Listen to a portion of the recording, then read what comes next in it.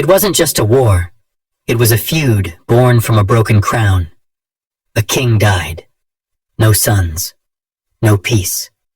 England said the throne was theirs. France said absolutely not. What followed was more than a battle over land. It was a century-long bloodbath.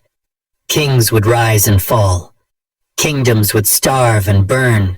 Prophets would be burned at the stake. Arrows rained like thunder. Steel clashed on muddy fields. All for a crown that no one could agree how to wear. But why did it last so long? Why didn't they stop? And what secret, bitter truth lies buried beneath the bodies? Let's take a breath now. The war's noise fades into parchment dust and fading banners. We'll slow the pace. Because this mystery, this brutal war that spanned lifetimes, didn't erupt from chaos. It was chosen, crafted, layer by layer. We're about to uncover how. Imagine a world where kings ruled by blood alone, where lineage wasn't a detail, it was destiny. Europe in the 14th century simmered with tension. Feudalism was cracking. Borders were lines drawn in ambition, not in ink. And then France's king died, Charles IV. No male heir, no clear answer. The nobility scrambled. Laws were invoked, invented, ignored. Across the Channel, the English king, Edward III, pointed to his mother, Charles's sister, and said that blood is enough. That crown is mine. France said no. But not because they thought Edward was wrong, at least not entirely. It was because to accept him meant submitting to a foreign power.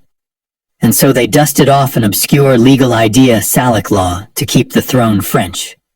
It worked. For a time. But Edward didn't forget, and he didn't forgive. That was the match. What followed was fire.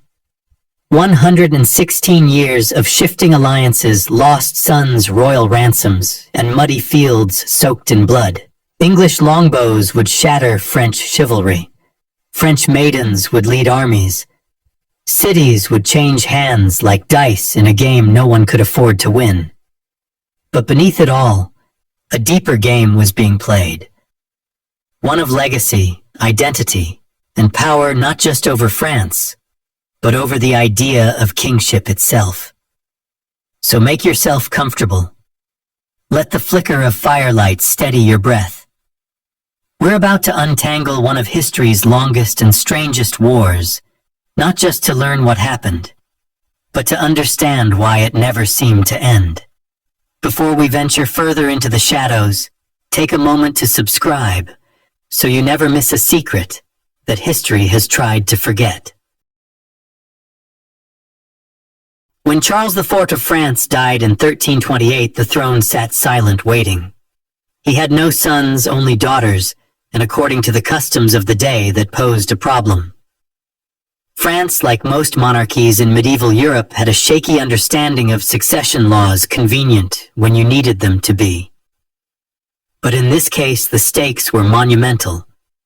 Because with the king's death, the Capetian line, which had ruled for centuries, stood at the edge of extinction. The bloodline of kings was breaking, and from that fracture, a storm began to form. Among the French nobility, panic disguised itself as legal reasoning. To prevent chaos, a decision had to be made quickly. Who, if anyone, had the right to claim the vacant throne? There were no clear answers, only ambitions. In that moment, an old Frankish principle was dusted off and given new teeth, Salic law. It stated rather conveniently that no woman could inherit the French throne, and neither could the claim pass through a female line. It was ancient, obscure, and hadn't been invoked in this way before. But desperate times, as they say, make excellent legal loopholes. That one interpretation changed everything. Because if inheritance could not pass through a woman, then Edward III of England, grandson of Philip IV, through his mother Isabella of France, had no claim. Never mind that she was the daughter of a king, or that Edward had royal blood in his veins. Under this new legal posture, the French elite instead turned to Philip of Valois, a cousin of Charles IV. He was male French-born and conveniently available. A coronation was arranged. Philip VI took the throne, and France exhaled momentarily. But not everyone accepted this resolution as law. Some saw Salic law's sudden enforcement as pure invention hastily weaponized to block the English king. After all, France had never strictly applied it to kingship before. Why now? The truth, of course, is that law in feudal Europe often followed politics, not the other way around. Salic law wasn't a bedrock principle, it was an escape hatch, and once opened, it could never be closed again. Edward III didn't act immediately. At first he acknowledged Philip's rule. He had his own internal problems to settle, but that quiet didn't mean consent. It meant calculation. Edward watched as France stabilized under its new monarch, watched as trade routes shifted, as alliances formed.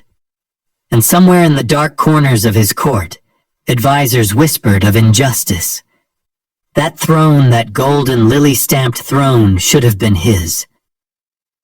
The English were not strangers to long games, and while they waited, tension simmered along the edges of Gascony and Flanders. English nobles with holdings in France were caught in a diplomatic vice. French taxes increased. French lords pressured them to swear loyalty to Philip.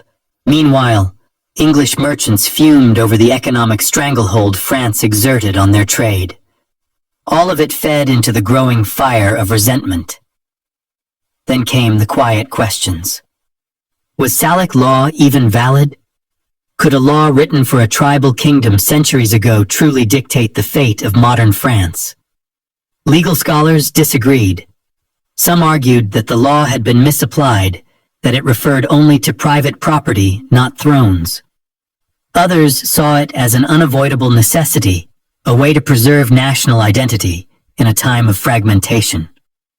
France, after all, was not merely a kingdom. It was an idea, one bound together by language, culture, and shared myth. Letting a foreign king, an English king, sit on the throne would fracture more than just politics. It would cut at the soul of the realm. But then again, was Edward really a foreigner? His blood was half French. His mother was born in the halls of the Louvre. His ancestors once ruled Normandy and Anjou. England